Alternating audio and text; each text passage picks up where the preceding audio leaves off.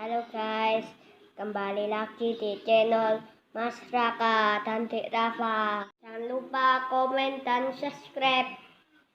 Dasar kolam suci. Chen Ping masih menggunakan teknik kondensasi jantung untuk terus menyerap dan memurnikan nafas di batu pengolah langit. Pria itu memiliki ekspresi serius, tapi dia tidak punya cara untuk menghadapi Chen Ping yang berada di luar tirai tipis. Tepat ketika Chen Ping melonggarkan kewaspadaannya dan fokus pada gangguan lain, suara air mengalir di atas kepalanya membuat Chen Ping langsung terbangun. Chen Ping mendongak dan menemukan Ye Liancheng dengan wajah galak mendatanginya. Mata Ye Liancheng memerah, seolah dia kesurupan. Chen Ping tahu bahwa kesadaran Ye Liancheng terpengaruh.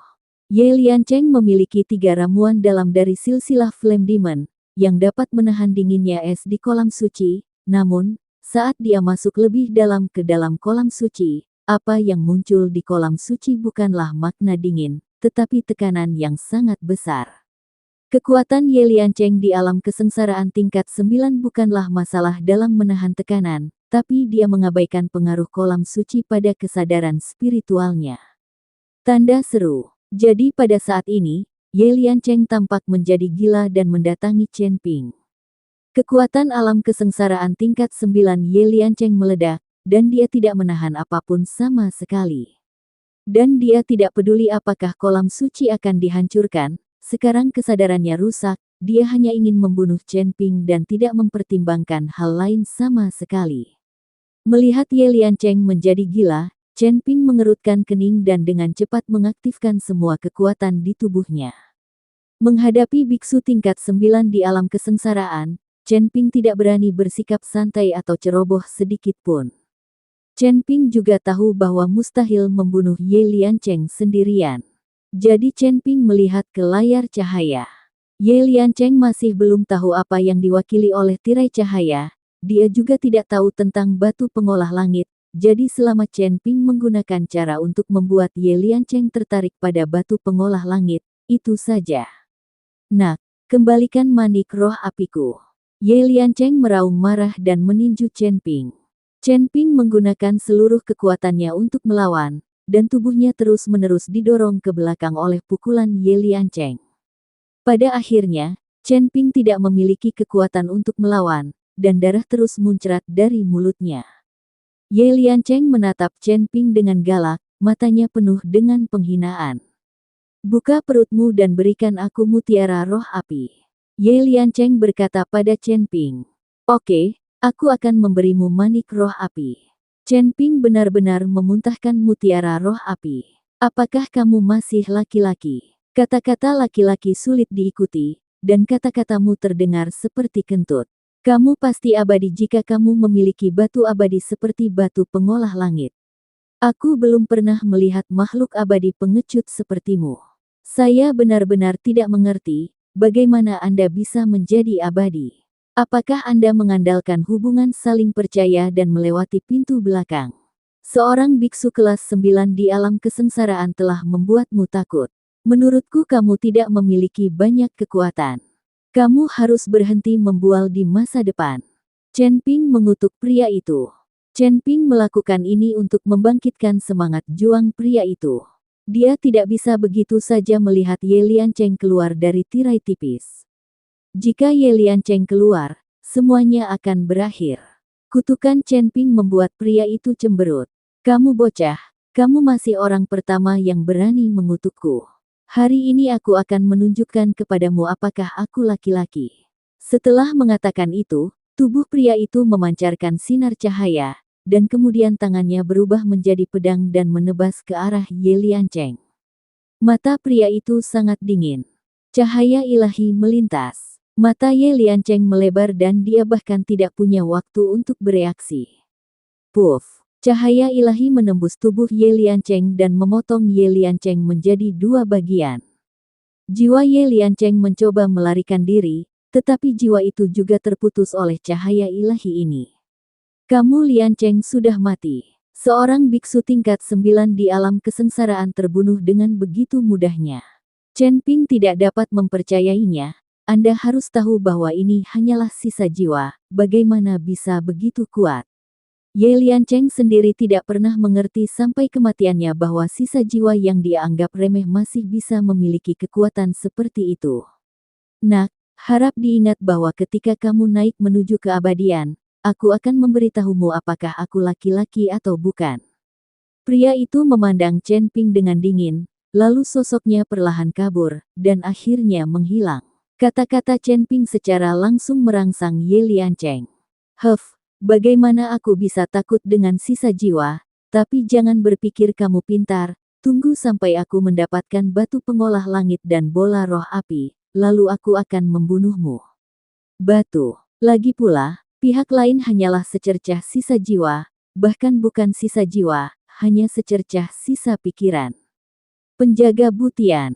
Setelah Ye Liancheng selesai berbicara, dia berjalan langsung menuju cahaya. Dia sama sekali tidak peduli dengan peringatan pria itu. Ye Liancheng cukup percaya diri, sebagai biksu tingkat 9 di alam kesengsaraan, apakah dia masih takut dengan sisa jiwa itu? Melihat Ye Liancheng berjalan menuju tirai tipis, mata Chen Ping berkilat kaget, pedang pembunuh naga tiba-tiba muncul di tangannya, dan dia siap mengambil tindakan kapan saja.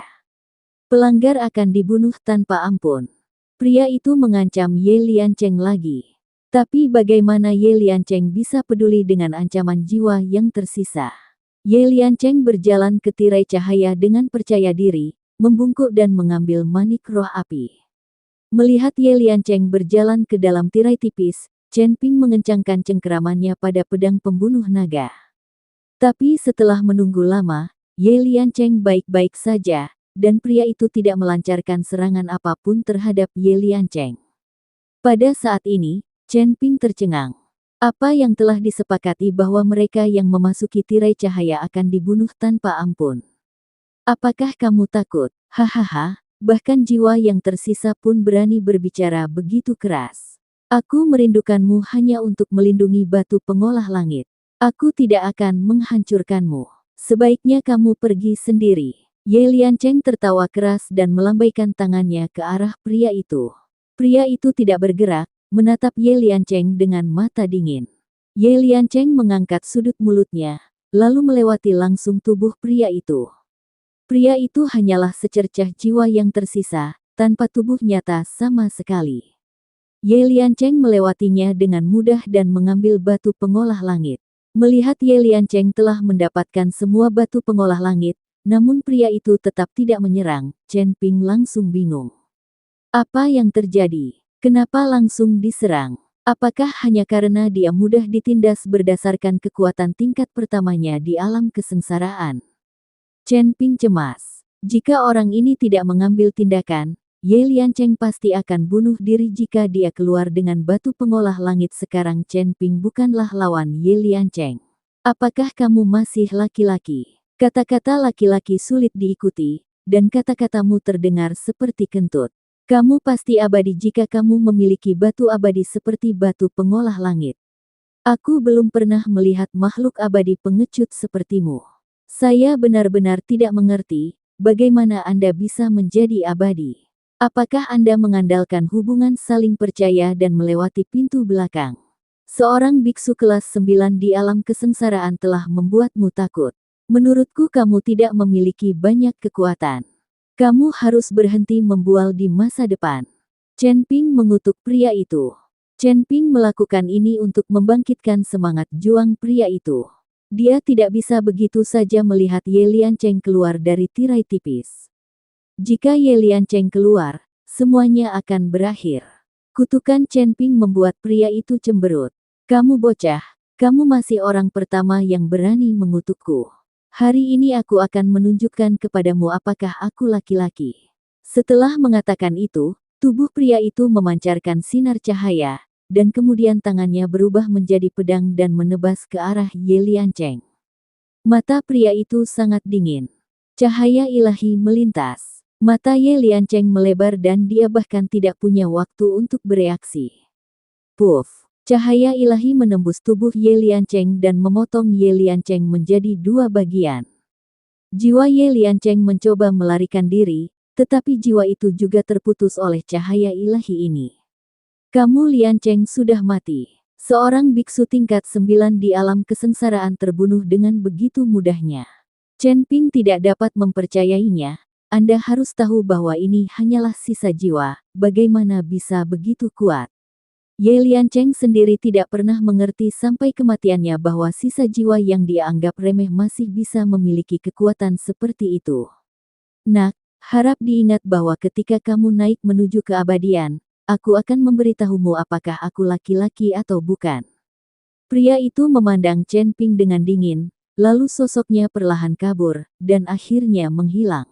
Seluruh tirai cahaya juga menghilang, dan sekarang hanya mutiara roh api dan batu pengolah langit yang memancarkan cahaya.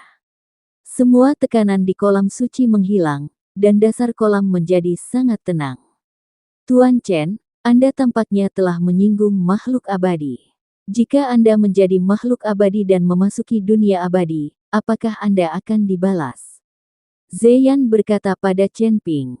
Terserah, apa yang terjadi barusan, jika aku tidak memarahinya dan membiarkan Ye Liancheng keluar dari tirai tipis, kita semua akan tamat. Kata Chen Ping dan mengambil manik roh api. Ketika Chen Ping mendapatkan batu pembangun langit, teknik kondensasi jantung di tubuhnya mulai bergerak jauh dengan sendirinya, dan kekuatan isap yang sangat besar terus menyerap nafas di batu pembangun langit. Ye Liancheng sudah lama berada di dalam air, tapi tidak ada gerakan sama sekali. Hal ini membuat semua orang di keluarga Ye panik. Chen Ping tampak terkejut, tetapi dia segera sadar, duduk bersila dan mulai memurnikan auranya. Mungkin dengan batu perbaikan langit ini, ranah Chen Ping bisa ditingkatkan ke level yang lebih tinggi. Chen Ping dapat berlatih dengan mantap kali ini, dan waktu berlalu menit demi detik. Di atas kolam suci, tetua keluarga Ye dan yang lainnya merasa cemas. Apalagi setelah beberapa saat terjadi kekacauan, kolam suci langsung menjadi tenang, dan kini tidak ada pergerakan. Tanda seru. Tetua Agung dan anak buahnya telah lama menatap kolam suci. Tetua Agung, tuan rumah sudah lama terdiam. Mungkinkah itu? Seseorang bertanya pada sesepuh agung itu dengan cemas. Jangan bicara omong kosong. Kepala keluarga adalah master alam kesengsaraan tingkat 9. Pasti tidak akan ada masalah. Mari kita tunggu. Tetua agung itu memarahi. Sekarang Ye Liancheng tidak ada di sini. Tetua agung memiliki keputusan akhir, dan Ye Feng telah kembali ke ruangan kecil yang gelap itu. Sekarang bukan hanya keluarga Ye yang khawatir, tapi juga Mo San Gui Lao dan yang lainnya. Tuan Chen sudah lama berada di sini dan dia masih belum meninggalkan keluarga Ye. Apakah akan terjadi sesuatu? Hantu Gunung Iblis mengerutkan kening. Bagaimana kalau kita bergegas ke rumah Ye untuk melihat-lihat? Logikanya, setelah sekian lama, tidak peduli situasi apa yang dialami Tuan Chen, pasti ada berita. Luo Shouhai juga mengkhawatirkan keselamatan Chen Ping. Hanya sedikit dari kita, yang bergegas ke rumah Ye, bukankah kita mencari kematian? Ye Cheng. Mereka hanya berempat sekarang. Semua orang di keluarga Seng telah dievakuasi. Lagi pula, ada banyak anggota keluarga Seng dan mereka tidak berani mengintai di daerah tersebut. Baikian memandang hantu gunung setan dan yang lainnya. Hanya mereka berempat, Mo San Gui Lao, Luo Shouhai, Baikian dan Ji Yun. Jika mereka membobol keluarga Ye, bagaimana mereka bisa menjadi lawan dari keluarga Ye? Terlebih lagi, kepala keluarga Ye adalah biksu tingkat 9 di alam kesengsaraan, dan tetua hantu gunung iblis bukanlah tandingannya. Hei, bisakah kita terus menunggu seperti ini? Hantu gunung setan tua menghela nafas. Semua orang diam, dan mereka berada dalam dilema saat ini. Ayo kita bergegas ke rumah Ye bersama-sama dan mencari jejak Tuan Chen. Saat ini, Seng Busi tiba-tiba muncul di depan beberapa orang. Tuan Seng, bukankah kamu sudah kembali ke keluarga Seng? Melihat Seng Busi, Baikian bertanya dengan rasa ingin tahu. Saya kembali ke keluarga Seng. Saya membuat beberapa pengaturan sederhana dan membawa orang-orang saya kembali. Tuan Chen terjebak di keluarga Ye untuk menyelamatkan saya. Bagaimana saya bisa hanya duduk dan menonton? Sudah lama sekali, dan masih belum ada kabar tentang Tuan Chen. Kita harus pergi ke keluarga Ye untuk menanyakannya. Bahkan jika kita bertarung sampai mati dengan keluarga Ye, terus kenapa? Mata Seng Busi bersinar dengan semangat juang. Bagi Chen Ping, bagaimana jika kita mengikuti keluarga Ye dan bertarung sampai mati lagi? Keluarga Seng bisa mati, tapi mereka tidak boleh membalas kebaikan mereka. Dengan Seng Busi, Iblis San Gui Lao dan yang lainnya penuh semangat juang. Tanpa penundaan lebih lanjut, kami akan bergegas ke keluarga Ye untuk mencari Tuan Chen sekarang. Jika sesuatu yang tidak terduga terjadi pada Tuan Chen, bahkan jika saya mempertaruhkan nyawa dan meledakkan diri, saya akan membuat keluarga Ye membayar harganya. Kata hantu gunung iblis dengan ekspresi ganas. Ayo kita cari Tuan Chen. Luo Shouhai juga berkata dengan keras. Sekelompok orang menuju keluarga Ye tanpa menyembunyikan apapun.